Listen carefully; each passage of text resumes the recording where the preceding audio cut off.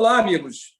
Eu sou André Miceli e esse é mais um HR Talks. Para quem não me conhece, eu sou coordenador acadêmico da FGV e CEO da MIT Technology Review Brasil. Hoje vamos falar sobre dados e para conversar comigo estão aqui a Lu Bazanella, que é fundadora da White Rabbit, e o Danilo Segura, que é professor da PUC de Minas e Tech Manager na Data Sprints. Sejam muito bem-vindos. Lu, seja muito bem-vinda. Oi, gente, tudo bem? Que bom estar aqui. Vamos falar de dados, esse assunto treta demais, adoro. Vamos falar de todas as tretas. E até queria começar falando que a gente estava falando aqui no início, né? Que quando a gente fala de dados, né? A gente até começou a falar, eu já estava pensando aqui. Quando a gente fala de dados, né? A gente normalmente fala assim, como os dados, né, são utilizados pelo consumidor. Eu fiquei pensando como essa nossa visão das pessoas como consumidor é uma das principais premissas que a gente tem que discutir hoje quando a gente pensa em política de dados, justamente porque os dados, na verdade, hoje eles são mais considerados, tem toda uma frente que considera os dados como um direito fundamental humano, né, no momento em que a nossa vida é mediada através de tecnologia, né? Então, como essa nossa perspectiva também tem que mudar para até para nossa conversa não ficar rodando sempre no mesmo lugar, né? Então é isso que eu quero fazer aqui hoje, a gente tentar levar essa conversa de dados um pouquinho adiante, para não ficar só naquela privacidade ou conveniência, né? Então estamos aí para isso. Legal. Bom, Danilo, seja muito bem-vindo. Danilo vai trazer uma pitada técnica na nossa conversa. Isso, exatamente. Pessoal, muito obrigado aí pela oportunidade. É sempre bom falar como, né, a gente vem, como time técnico, implantando as soluções de dados e também o trato, né, o que não só a LGPD, o GDPR, tem mudado a forma com que a gente governa as soluções, como que a gente realmente toma cuidado ao lidar com os dados dos nossos clientes, dos nossos customers, e também o que tem mudado aí de carreira ou de perspectiva dessas soluções com a pandemia, né? A nova forma aí de se trabalhar, a nova forma de implantar soluções, e se as empresas estão investindo mais ou menos nesse cenário, né? Eu acho que vou poder compor bem nessa ótica mais técnica por estar no front de batalha das plataformas, das soluções, enfim, em diversas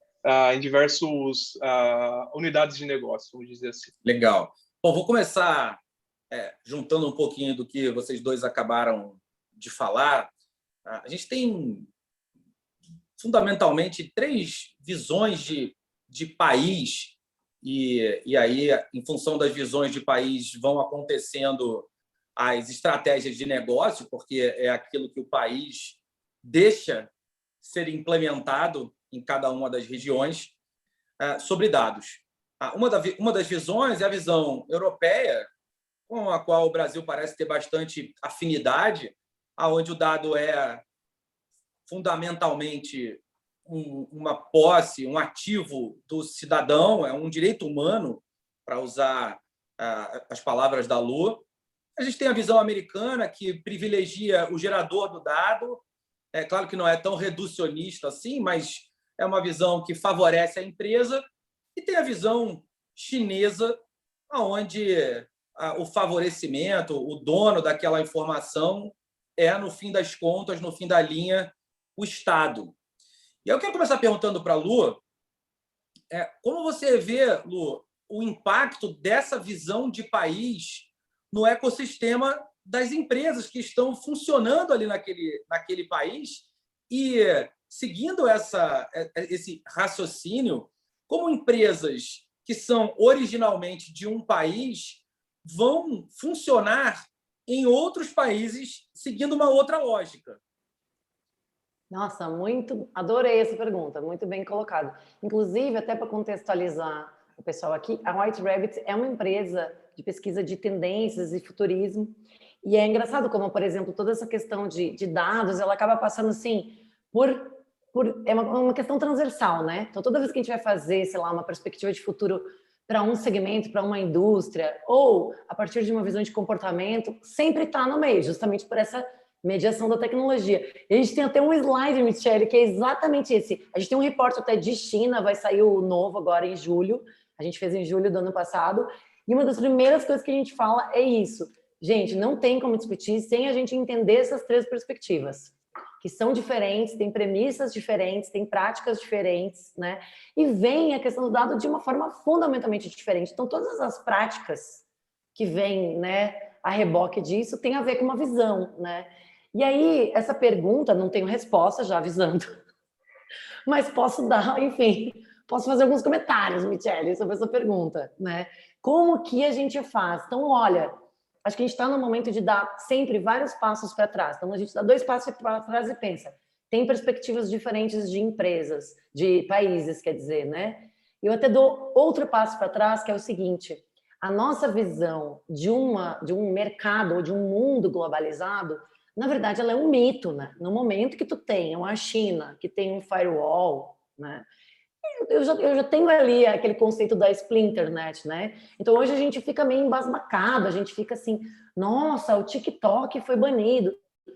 E, na verdade, é essa a situação, né? Que a gente, por uma narrativa do mundo ocidental, a gente escolheu acreditar, porque é uma questão de fé mesmo, porque os fatos são bem diferentes. A gente escolheu acreditar que a gente tinha um mundo globalizado do ponto de vista de informação e dados. E não é isso simplesmente não é verdade, né? Então, esse é o primeiro ponto que uma pessoa que trabalha em grandes empresas multinacionais ou que, de qualquer forma, precisa, né, pensar na sua atuação de uma forma mundial, tem que ter essa noção. Acho que esse é o primeiro ponto. E o segundo ponto é o seguinte, a gente tende a ter uma visão maniqueísta, né? A gente tende a dizer assim, esse é bom, esse é ruim, né? Esses são os bandidos, esses são os mocinhos, né? E a verdade é que nessa questão dos dados a gente tem muito a aprender com as três visões na minha perspectiva, né? Porque, por exemplo, isso, o Harari, né, o autor do Homo Sapiens, logo que começou a pandemia, foi uma das primeiras coisas que ele trouxe. Ele disse assim, a pandemia, ela cria a narrativa social para criar um sistema de vigilância, né? A partir do qual, dependendo de como os detentores dos dados, e aí depende da perspectiva de cada país, que nem tu trouxe, Michele, vão ter um poder que nunca foi visto na história da humanidade. E o que vai ser feito com esse poder? Essa pergunta, né, normalmente suscita coisas assim, meio que um pânico, né? Que, tipo assim, então nós temos que parar e fecha e não podemos dar os nossos dados e tal. Quando, na verdade, essa pergunta deveria nos fazer refletir, né? Que é a ideia do quê? Primeiro, de propriedade, sim, né? Então, como que as pessoas nas empresas elas vão utilizar isso? Elas vão pensar que a maneira como eu utilizo e como as pessoas recebem política de dados aqui é muito diferente de na França, que é muito diferente na América Central, Caribe tem uma outra perspectiva, aqui na América do Sul também, na África, né, que do ponto de vista de inovação tecnológica tem uma cena muito interessante. Então, assim, a gente vai ter que abrir realmente, entender que o mundo é maior que o nosso quarto, assim, se a gente quiser discutir isso de uma maneira ética, profissional e condizente, assim, com a realidade das empresas hoje, né? Quem é o dono? Bom, depende de onde você está falando, não tem uma resposta única, né? Agora, eu acho que uma coisa que a gente pode dizer que seria transversal, até para passar a palavra também para o Danilo, seria a questão de transparência, né? Então, assim, veja bem, por exemplo, a perspectiva da China. Estou estudando muito a questão da China. Essa perspectiva da China, do Estado ser o detentor dos dados. Quando a gente fala de uma pandemia, é uma perspectiva muito mais correta e muito mais eficiente, por exemplo. Agora, qual é o problema da China? Não é o fato do Estado de ter os dados, e sim o fato de que não existe transparência nenhuma, né? Pelo contrário, né? A China vive uma realidade exatamente como lá do Grande Irmão do 1984. Eles têm um Ministério da Verdade. Eles usam os dados para criar uma narrativa do partido, né? Então, o problema não é o Estado ser detentor dos dados, que eu acho que em algumas questões, aí não podemos ser ingênuos, gente. O Estado aqui no Brasil é detentor dos dados, né? Quando a gente fala de saúde, por exemplo, né? O problema é a falta de transparência, né? Que não existe a transparência no sistema. Então, eu acho que talvez se pudesse dizer uma coisa que toda pessoa tem que se preocupar em qualquer empresa é de que forma eu estou conduzindo a transparência do processo dos dados. Eu acho que essa é uma pergunta pertinente em qualquer situação. Legal. Antes de passar para o Danilo, quero acrescentar um item nessa pergunta, um item para confundir a equação, que é o seguinte. Danilo, fora toda essa questão dos países, a visão que os países têm dos dados e o reflexo que isso traz nas implementações, a gente tem alguns dados, por exemplo, o CISA, o Center for Information Systems Research do MIT, faz recorrentemente uma pesquisa sobre consumer behavior e, ano após ano, a gente vem assistindo o aumento da influência do online na tomada de decisão. É óbvio, né? Claro, mas a gente continua vendo esse percentual crescer, inclusive em camadas tradicionalmente não digitalizadas, como os mais velhos, por exemplo.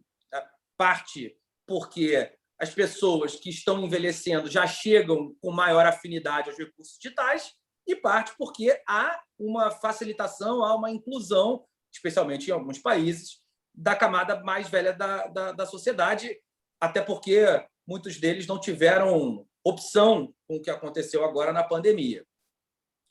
E aí, falando desse efeito de influência, há também um dificultador para os algoritmos em função da mudança de comportamento.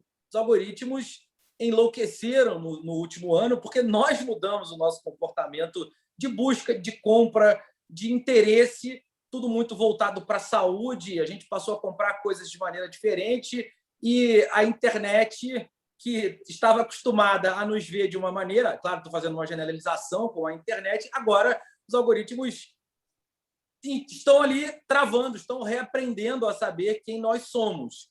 Como isso tem sido, em termos práticos, para quem implementa algoritmos de recomendação, de inteligência artificial e de recomendação a partir dos dados?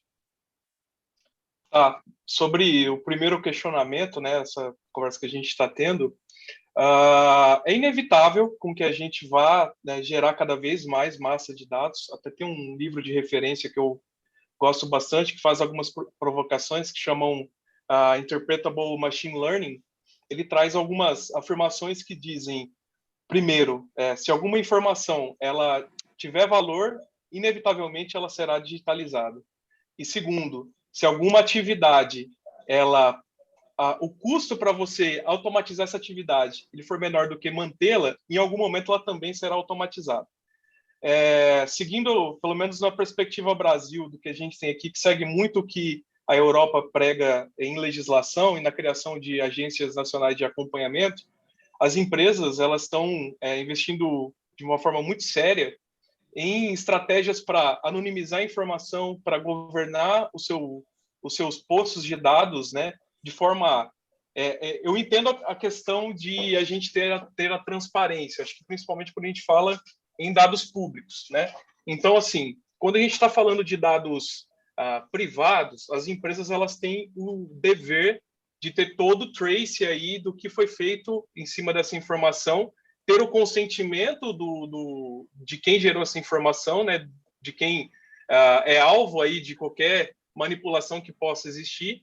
Por quê? Porque isso tem que ser justificado. Então, se eu vou criar um algoritmo de recomendação de produtos, de cestas de produtos, de alguma forma, o meu cliente tem que ter consentido isso e tem o direito também de ter, por exemplo, esse direito ao acesso revogado. Isso implica uma série aí de estruturas digitais para que seja possível fazer isso em tempo quase em real time, né? A gente citou em questão de real time, então eu trabalho também com isso em arquiteturas que tentam, no máximo possível, trazer essa informação disponível e gerar um insight, gerar um produto, gerar uma recomendação, por exemplo. Então, no sentido Brasil, pelo menos que é o que eu tenho um maior contexto, as empresas estão investindo muito nesse tipo de arquitetura que provê toda a rastreabilidade do uso da informação, toda a governança, por exemplo, dos modelos de machine learning, toda a proveniência dos dados que eu estou gerando, toda a governança dos datasets que eu estou gerando para treinar um modelo ou para retreinar este modelo. Então, todo esse arcabouço está sendo desenvolvido e aí, para quem é mais técnico, que está nos ouvindo aqui, um projeto bem interessante da Microsoft, que é open source, se chama Presidio, que utilizando machine learning, ele é capaz de entender blocos, por exemplo, em texto, em dados desestruturados, por exemplo, que são sensíveis, né? Então, esse texto aqui eu estou referindo a um nome próprio, por exemplo.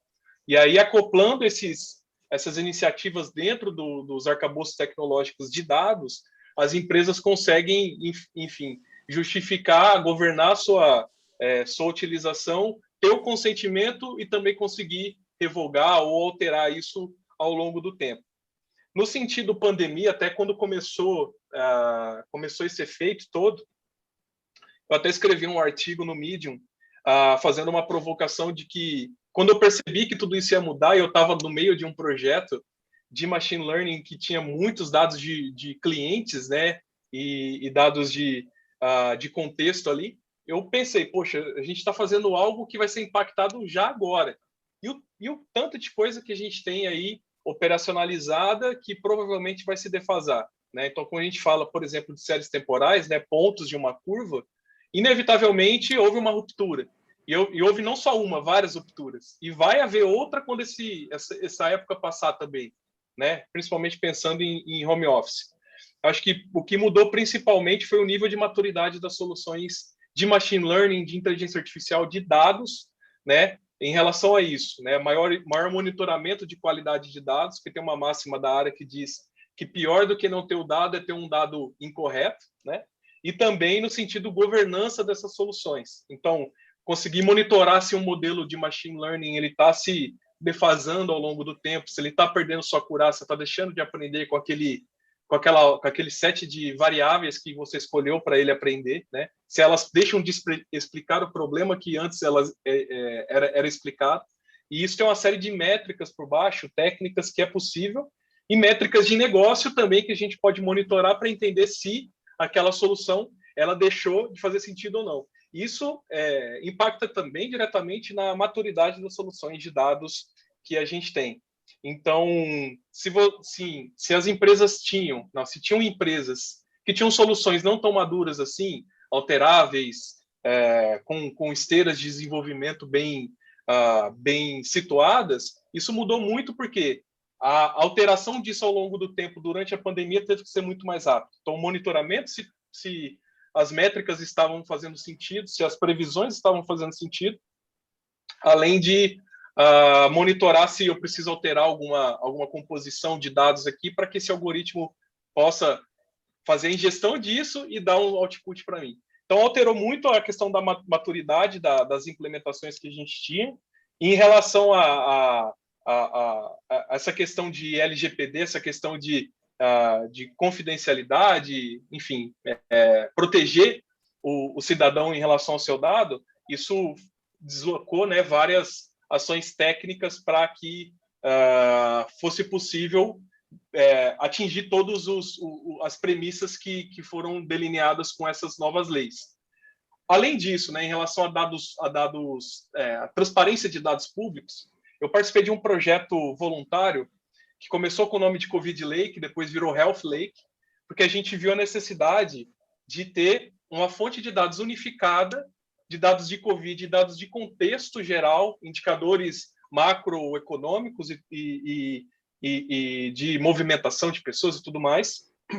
E aí senti uma grande dificuldade, né? A gente foi, no início desse MVP, sentindo uma grande dificuldade de manter tudo de pé, porque, de uma forma proposital ou não, as fontes iam mudando, as formas de disponibilização. Eu acho que são iniciativas assim que podem, pelo menos em momentos como esse, dar uma opção a um pesquisador, dar uma opção a alguém que quer trabalhar em cima desses dados para propor soluções para nos ajudar, né? Para fazer a gente passar por esse momento de uma forma mais rápida e da melhor forma possível também. E é importante ver o esforço coletivo nessas questões também. Agora, Lu, a gente está falando de interpretar os dados, mas a gente precisa falar também de gerar os dados. E uma fonte geradora de dados que certamente vai crescer é a voz. A gente tem aí uma expectativa de terminar o ano com mais de 120 milhões de usuários de assistentes de voz. Como você vê a adoção aqui no Brasil, a voz vai ser interface para os brasileiros. White Rabbit está olhando para a voz. O que vocês já perceberam sobre esse tema? A gente sabe que já faz alguns anos até que a gente fala da revolução da voz, né? De uma maneira assim mais ampla, no sentido de que ela é a linguagem natural, né? Então nada mais é do que uma recuperação. Então a gente acha que a gente criou tecnologias tão incríveis, a gente não criou uma tecnologia como a voz ainda, né? A voz é a tecnologia da vida, e o Deus criador criou, nós estamos correndo atrás aqui, né? Então essa revolução da voz, eu entendo que ela tem vários desdobramentos, e o Danilo falou uma palavra-chave que eu acho que assim, em vários níveis a gente tem que lembrar, que é maturidade, né? A mesma coisa que a gente pensa lá na implementação, que precisa ter maturidade, a gente precisa ter uma maturidade sistêmica para entender para que esse dado está sendo utilizado, porque ele é utilizado para influenciar, essa influência é para quem, em benefício de quê, em benefício de quem. Então, essa coisa meio alienada não tem mais espaço no mundo de hoje, sabe? Então, também maturidade nesse nível. E eu entendo que a revolução da voz é a mesma coisa, sabe, Michele? A gente começa a chegar numa maturidade que é aquela tempestade perfeita, né? Que é da questão da adoção do digital. Então, tu começa a ter uma inclusão digital um pouquinho mais mainstream. Aí tu tem a questão dos devices chegando, né, também numa adoção maior, e tu começa a ter, na verdade, também uma mais maturidade do ponto de vista de audiência, comunidades, enfim, né, para conseguir interagir com a voz, né? Um laboratório que a gente está vendo disso agora é o Clubhouse, né? De tu interagir sem a questão do áudio, interagir somente a partir da voz. E aí, quando a gente fala dos assistentes pessoais, a gente volta para a tua pergunta inicial, né? Porque no momento que eu tô, né, ali falando, Alexa, toca aqui, whatever, quem está com meus dados é seu Jeff.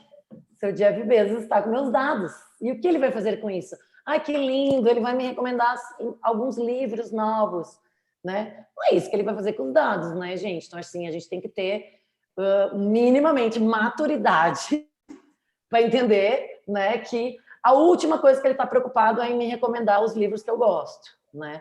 E sim, o que é esse nível de poder que pode ser utilizado, assim. Agora, falando de uma perspectiva bem positiva, eu acho que tem um elemento nessa revolução da voz que é a questão da própria inclusão, né? Porque, assim, eu consigo...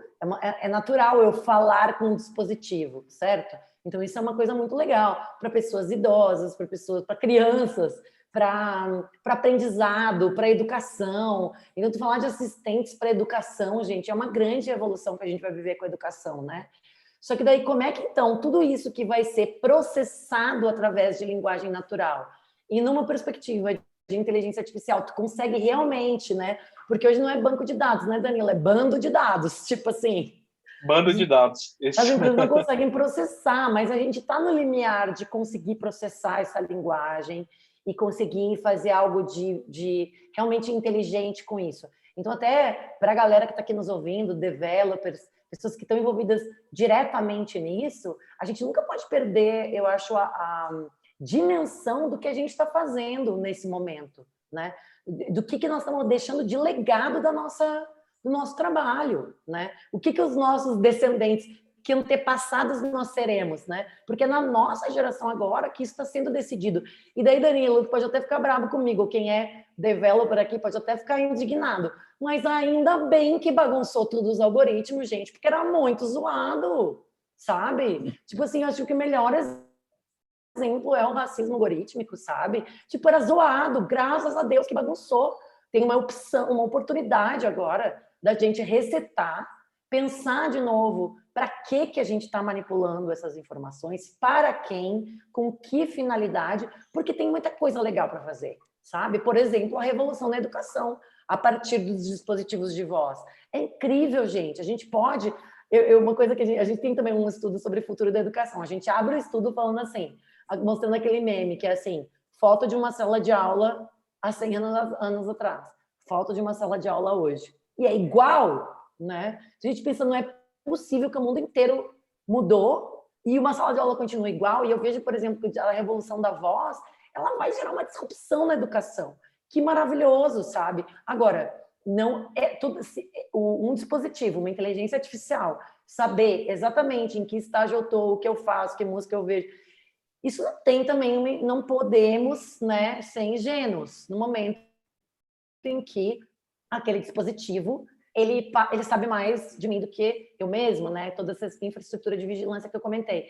Então, assim, o que eu acho que passa também por aí, né, gente? Assim, a questão da monetização dos dados, né? Porque hoje a monetização dos dados, ela passa muito pela publicidade, né? A publicidade atende a objetivos específicos, né? Enfim, e que não condizem, na maioria das vezes até, com os objetivos comuns, os objetivos sociais. Por exemplo, eu vou dar um exemplo para vocês, tá? Eu fiquei fritando essa semana. Essa semana tinha merchan do hotéis.com no Big Brother. Eu me questionei, será que isso deveria ser permitido, gente? No momento de pandemia, lockdown? Será que deveria ser permitido uma empresa incentivar as pessoas a viajar? Será? Porque das duas, uma. Ou a publicidade não tem efeito e aquilo não teve influência, ou a gente está num momento que está dizendo fique em casa e a gente está influenciando as pessoas a viajar.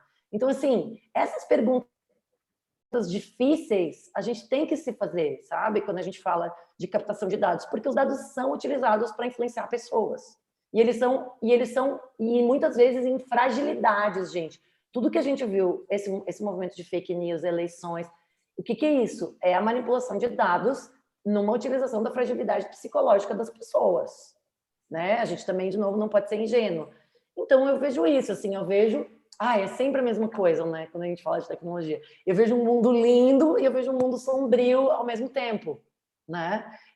Mas o que eu vejo de lindo e positivo é que está nas mãos dessa comunidade, que somos nós aqui, que estamos construindo essas narrativas, que estamos desenvolvendo esses sistemas, que estamos repensando esses algoritmos aí depois desse reboot, né, Danilo? Então, estamos repensando isso, estamos tendo essa oportunidade. É aí que eu coloco essa perspectiva da revolução da voz.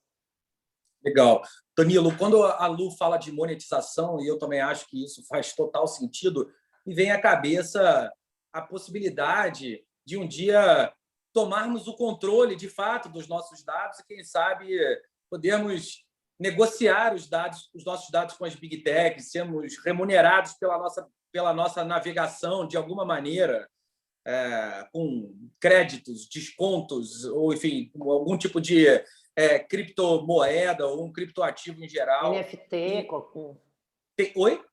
Um NFT, né? Gera um NFT. Gera uma exatamente. Assim, a partir da minha influência, sabe? Isso é tão óbvio, essa falta de autonomia que a gente tem em relação aos dados, eu acho muito grotesca, sabe? Concordo. E a tecnologia, onde provavelmente isso vai estar armazenado, se não ela exatamente, alguma derivação dela, não dá para fugir de, pelo menos, considerar o blockchain como uma base de armazenamento de dados que vão ser seguros, vão ser replicáveis e vão ter uma longevidade muito grande, porque a gente está falando de dados de navegação que vão durar uma vida inteira, dados de saúde que vão te acompanhar pela vida inteira também. Como você tem visto as implementações e o uso de blockchain no mercado em geral, Danilo? Bom, eu gostei tanto da fala da Lu, que eu queria dar uma palhinha também, depois a gente entra nesse assunto, que é sobre essas novas tecnologias de interface com algum sistema, com algo que está por trás, né? Eu acho bem legal aquela visão de curva, o hype cycle, onde a gente tem ali as expectativas infladas, aí você cai numa desilusão e depois tem a curva ali de realmente aplicação, onde tudo se torna viável. Eu acho que tecnologia para processar todas essas vozes, para fazer o speech to text e realmente tirar valor disso, a gente tem. É realmente ponderar se o valor que a gente vai tirar disso, ele paga, por exemplo, todo investimento de desenvolvimento, todo investimento de plataforma, todo investimento de computação que a gente tem que ter por trás disso, né? E aí eu acho que é a mesma provocação que a gente tem que ter em relação a construção de um motor de foguete. Se a gente vai utilizar ele para ir para a Lua ou para construir uma ogiva, eu acho que a tecnologia está aí e a gente tem que ter muito cuidado conforme a gente utiliza ela. Eu costumo provocar cientistas de dados que estão ali construindo esses modelos por baixo para a gente ter empatia quando a gente constrói e tomar muito cuidado com esse bias, que ele é muito perigoso. Você não tratar muito bem uma base de dados antes de colocar em uma inteligência para ela responder algo é super sério e super perigoso, né? E aí, sobre a gente ser recompensado sobre os nossos próprios dados, também tem uma frase que diz que se você não paga por algo, você é o produto, né? Então, se você usa algum serviço, você não ativamente está pagando por esse serviço e ele está, né, te dando algum entretenimento, os nossos dados provavelmente são a moeda de troca. Sobre ter esse payback dos nossos próprios dados, eu acho que eu tenho uma visão mais otimista da coisa, que eu acho que o payback é quando os produtos são justos, né? São justos em relação ao que eles nos trazem de volta, né? Realmente ser white box, te dar uma recomendação legal, te acertar no momento onde você precisa por exemplo, comprar uma passagem aérea com o melhor preço, né? Tem essa visão. Agora, em relação a pagar, eu acho que quanto mais a gente abre essas interfaces com plataformas conversacionais, com Neuralink, whatever o que vem pela frente, a gente abre um precedente muito difícil de voltar atrás, né? Até quando a gente pensa em eleições e o quanto a gente é manipulável em relação a isso, né?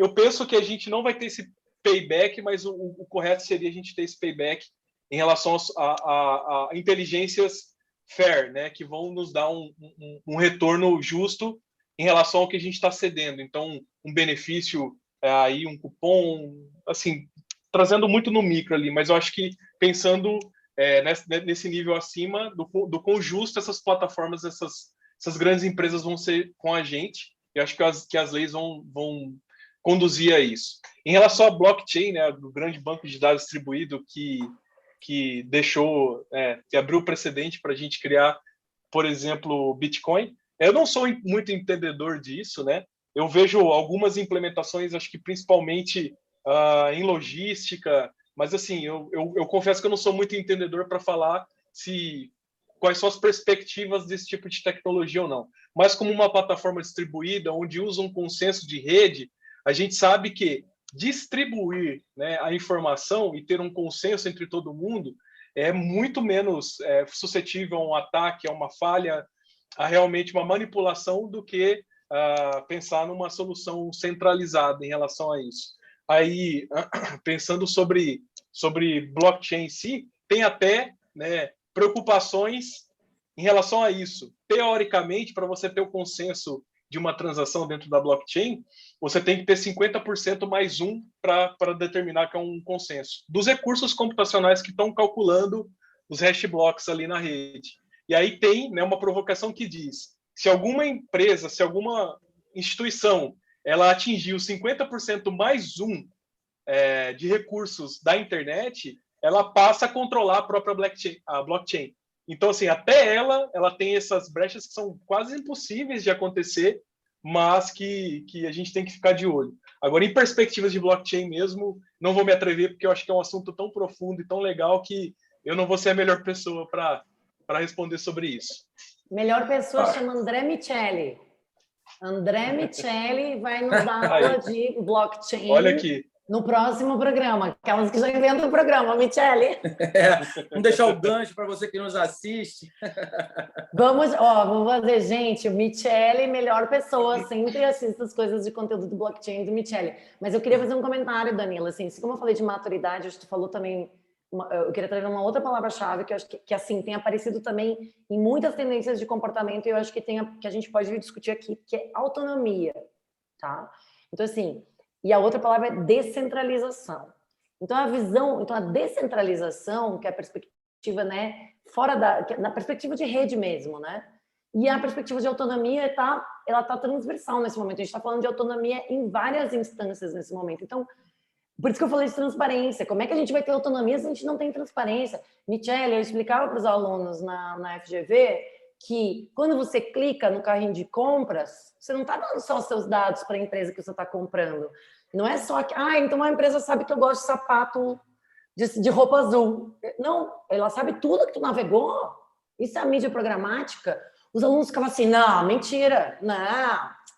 Teoria da conspiração, essa aí, prof. Eu falava, gente, vocês são alunos do MBA da FGV. Vocês são literalmente a elite intelectual desse Brasil. Se vocês não sabem que vocês estão dando esse nível de dados, imagina o resto do Brasil. Se eu estou aqui explicando para vocês e vocês têm dificuldade de entender o que tipo de dados que vocês estão dando, imagina o resto do Brasil. Então, como é que tu vai ter autonomia se tu não tem... As pessoas não fazem ideia, gente, do que a gente está falando, tá? Geral, tô falando assim, de geral. Não fazem ideia de como funcionam esses sistemas. Por isso que o primeiro passo é transparência, né? E eu acho que a gente também não pode perder de perspectiva o seguinte, gente, nós estamos no ano 2021, certo? Historicamente, isso é uma coisa assim, basta olhar para a história, as 2 primeiras décadas de um século, elas sempre são um rescaldo. E a partir das 2 primeiras décadas começa a se desenhar, os historiadores eles sempre falam isso, começa a ter os sinais daquilo que vai ser a tônica do século, né? Começa a ter os sinais. Então, o fato, por exemplo, a própria internet, a disseminação da internet, a própria inteligência artificial, no momento em que ela dá, né, essa virada para o mainstream também, várias aplicações, isso tudo aconteceu nesses 20 anos agora. Mas aquilo que vai ser a tônica do século XXI, as novas ideias novas, não requentadas, por exemplo, autonomia é uma ideia nova, não é uma ideia do século XX, é uma ideia do século XXI para a gente construir, né? A gente vai começar a construir descentralização, a mesma coisa, o século XX foi um século de centralização, né? Comando e controle. A gente quer construir uma ideia de rede a partir do século XXI, é agora, é nesse momento, é nessa década. O SXSW acabou de terminar e a tônica foi toda essa, né? Aquilo que a gente quer construir para o próximo século, a gente está num ponto de inflexão nessa década e marcado, evidentemente, pela pandemia. Daqui a 50 anos as pessoas vão olhar para trás, né? E aí eu não quero ser, gente, aquelas pessoas que a gente olha historicamente e diz assim, gente, mas não é possível que eles não viram o que estava acontecendo. Não é possível, porque a gente tem as ferramentas para ver, né? Para entender as consequências do que a gente está fazendo agora. E a gente já teve a nossa cota. Vou falar de ingenuidade para ser boazinha aqui, Michele, né? Vamos falar de ingenuidade, mas a gente já teve a nossa cota de erros, por exemplo, na forma como a gente estruturou as mídias sociais que causou todo esse colapso nas eleições com fake news. Se tivesse sido pensado isso no início da implementação das mídias sociais, né, sistemas para as pessoas não terem dispositivos para disseminar fake news, a gente não estava nessa situação agora, né? Beleza, então a nossa cota de erro já foi. Agora a gente precisa estar num outro lugar de discussão, um outro nível de maturidade, porque é a gente que está pautando, gente. A gente vai pautar, principalmente quando a gente fala de inteligência artificial, principalmente quando a gente fala também que tu tem todo um ecossistema de inteligência artificial na China, com a maior parte das patentes de inteligência artificial já na China agora, e que a gente tem visibilidade zero praticamente, né? Então, como a gente vai fazer frente a isso? De que forma a gente vai se posicionar nessa questão? Por exemplo, a Amy Webb, né, ela diz assim, é privacidade ou conveniência? Ela diz assim, eu não vou responder essa pergunta, porque, na minha opinião, não existe privacidade. Privacidade é uma ilusão, ela é um mito. Ela é um mito da sociedade capitalista, ela já não existe. Então, o que a gente tem que saber é como a gente... Não é, vamos ter privacidade. Ela já não existe, né? O que acontece é o que a gente faz com essa situação que está posta de que não temos mais privacidade. De que forma a gente lida com essa, né? E de uma forma coletiva, não individual, sabe? Que eu acho que esse é o paradigma do século XXI que a gente está construindo agora, né?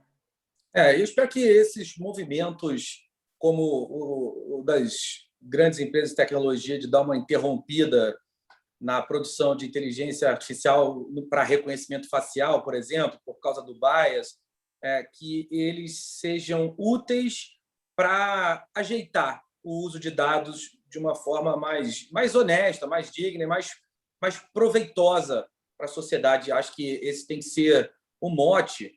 Tudo que a gente falou aqui, tudo que a Lu e o Danilo trouxeram, acaba vertendo para um mesmo ponto, que é fazer uma sociedade melhor. A gente está num ponto importante da nossa história e essas, de fato, são decisões que vão mudar o rumo a partir de agora. O papo bom termina rápido, né? Então, chegamos aqui ao nosso final. Quero agradecer ao Danilo. Vou pedir um minutinho aqui de considerações finais para cada um de vocês dois.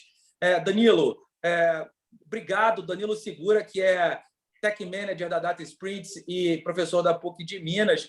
Obrigado por ter conversado com a gente. Queria ouvir um minutinho aí das suas considerações finais sobre o tema. Poxa, muito obrigado novamente. Papo muito bom, flui super rápido, o tempo passa que a gente nem vê, né? Eu queria deixar uma referência a um projeto do professor Fabrício Bevenuto, que se chama Eleições Sem Fake. Ele trabalha há muito tempo já nessa frente, ele lidera isso e tenta combater fake news em eleições e está trabalhando bastante aí para as próximas eleições também. Acho que é uma descoberta bem interessante e ele está aplicando inteligência artificial no primor ali do negócio. Também eu queria deixar uma frase, né, sobre a grande descoberta desse século vai ser o próprio homem. Eu acho que a gente vai utilizar a tecnologia da maneira que a gente quiser. Tudo vai depender se a gente vai, por exemplo, utilizar as massas de dados que nos representam com óticas, representam, assim, em partes a gente, no nosso comportamento, se a gente vai aproveitar esse momento para mudar a sociedade para o bem, né? A gente pode utilizar isso para o mal? Pode. Mas eu tento ser otimista nesse lado, né? De que os profissionais que vão manipular essa informação, os executivos que vão utilizar essa informação, vão aproveitar isso para transformar a sociedade para o bem, né? Eu acho que a gente, utilizando os dados de maneira correta, a gente tem essa possibilidade de tornar a sociedade melhor, mais justa. Tento ser muito otimista em relação a isso, mas o precedente está aberto. Agora é o momento da gente discutir mesmo e fazer da maneira correta. Mas muito obrigado, pessoal. Muito obrigado mesmo. Obrigado a você, Danilo. Lu Bazanella, fundadora da White Rabbit. Muito obrigado também, Lu. Suas considerações finais. Considerações finais. Em primeiro lugar, segue a gente, @WhiteRabbitTrends, fazendo o nosso jabá para a gente seguir conversando. Segundo, eu acho que isso, gente, assim, as palavras que eu vejo o que a gente pode se inspirar a criar realmente a partir, evidentemente, do framework da ética e da transparência. Isso tem que ser uma premissa, né? E a outra questão o que a gente pode realmente criar a partir da ideia da autonomia e da descentralização. A tecnologia que vai trazer isso para a gente, né? Essa possibilidades que são realmente incríveis, né? Então, eu queria isso, assim, convidar a gente a pensar, né, sobre essa ótica da ética e da transparência e a gente realmente criar, gente, porque somos nós. Sabe, tem uma frase lá que o Obama usou na posse dele, que ele diz assim: nós somos aqueles por quem estávamos esperando. Então, se a gente estava esperando alguém que vai consertar a tecnologia e que vai criar... Não é, gente, somos nós aqui. É a comunidade que está hoje desenvolvendo tecnologias, aprovando tecnologias. Somos nós. Nós que estamos fazendo isso, que nós vamos deixar esse legado. Então, que a gente faça isso de uma maneira vibrante, alegre e que tenha essas novas ideias mesmo, sabe? Vamos desapegar do século XX, vamos desapegar do comando e controle e vamos construir algo que seja realmente uma assinatura aí do século XXI. É isso, muito bom. Lu Bazanella, Danilo Segura, muito obrigado, foi muito bom. HR Talks, mais um papo finalizado. Você que nos assiste, fique por aqui que tem muito mais. Um abraço para todo mundo. Tchau, tchau.